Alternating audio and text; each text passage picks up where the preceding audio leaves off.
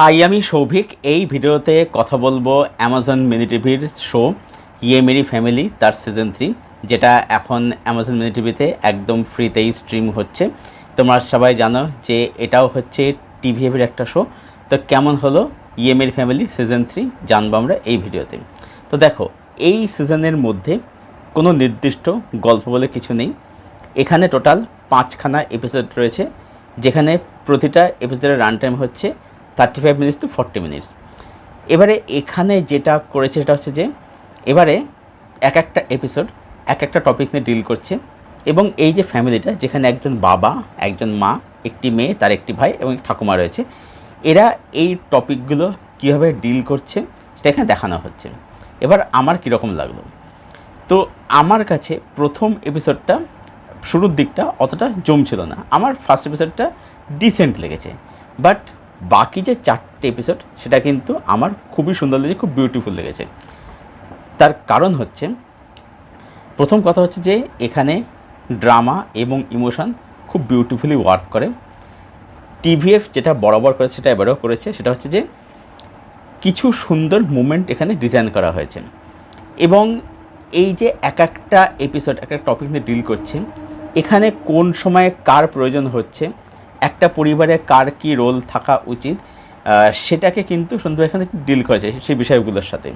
তার সাথে কিছু সুন্দর মেসেজ আছে এই বিষয় বস্তুগুলোকে ঘিরে, যে কারণে রাইটিংয়েতে এখানে বিউটিফুল সুন্দর করা হয়েছে। আচ্ছা, এর সাথে বলি যে এর যে টাইটেল ট্র্যাকটা সেখানে দেখবে, যেটা খুবই সুন্দর, গানটা খুব সুন্দর লাগে, সেখানে দেখবে হাতি দেখায়। এবার কেন হাতি দেখায়? 4খানা হাতি দেখা দেখবে বিভিন্ন সাইজের। কেন দেখায়? তার কারণ হচ্ছে যে হাতিদের মধ্যে কিন্তু সেই একতাটা থাকে।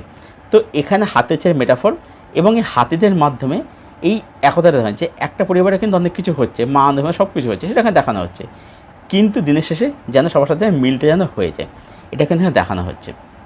তো যে কারণে রাইটিং কিন্তু এখানে খুব সুন্দর বলে আমার মনে হয়েছে। আচ্ছা, এর সাথে হলো এখানে প্রত্যেকের অভিনয় খুব সুন্দর। এখানে প্রত্যেকে খুব ভালো ক্যারেক্টার পেয়েছে, এবং তারা প্রত্যেকে খুব সুন্দর অভিনয় করেছে।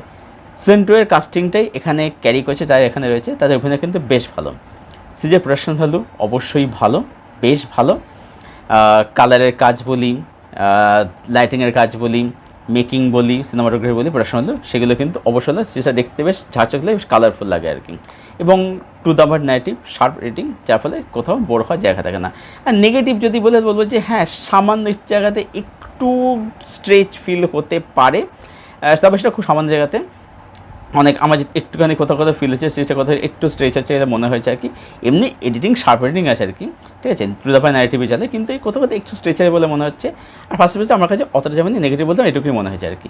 তো ওভারঅল যদি বলি, তাহলে বলবো যে ইমার্ভেল সিজন 3 আমার ওভারঅল খুবই সুন্দর লেগেছে, খুবই বিউটিফুল লেগেছে। যদি তোমাদের গুড লাক ভালো লেগে থাকে, আমার বিশ্বাস এই শোটা তোমাদের কিন্তু একই রকম ভালো লাগবে আর কি। তো এবারে যদি আমি বলি, তাহলে বলবো যে দেখো, ফার্স্ট সিজনটা আমার বেস্ট লাগে এখন অবধি। সিজন 2টা আমার ভালো লেগেছে, 1-এর মতো লাগেনি। সিজন 3টা আমার 2-এর থেকে বেটার লাগলো, বাট 1-এর লেভেলটা কিন্তু ম্যাচ করতে পারিনি। তো সব মিলিয়ে এই শোটাকে আমি দেবো, ইএমএফএল সিজন 3 শোটাকে দেবো 8 আউট অফ 10। এই ছিল আমার রিভিউ ইএমএফএল সিজন 3 নিয়ে। মিনি টিভিতে যাও, কিছু আর সহ্য করে ফ্রিতে সিরিজটা দেখে ফেলো, দেখে জানো সিরিজটা তোমাদের কীরকম লাগলো। আজার সিট অলরেডি দেখেছো, তোমাদের ওপিনিয়ন শেয়ার করো কমেন্ট বক্সে, ভিডিওটা লাইক করে সাবস্ক্রাইব করো, পাশের বেল বাটনটা প্রেস করে এরকম আরও রিভিউ পাওয়ার জন্য।